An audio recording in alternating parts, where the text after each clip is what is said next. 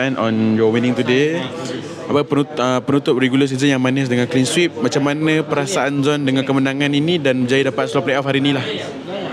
Alhamdulillah, rasa lega lah, since kita orang sebenarnya ramai expect kita orang kalah dengan CG kan, padahal kita orang dapat tutup mulut haters. So boleh cakap ini kemenangan yang manis untuk kita orang dan boleh cuti dengan manis juga.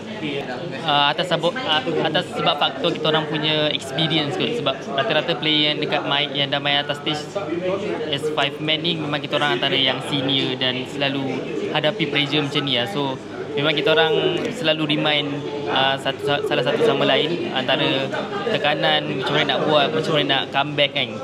Kita orang selalu remind lah solution, macam mana nak dapatkan objektif, macam mana nak gerak. So benda tu lah kot yang membuatkan kita orang boleh comeback lawan CG.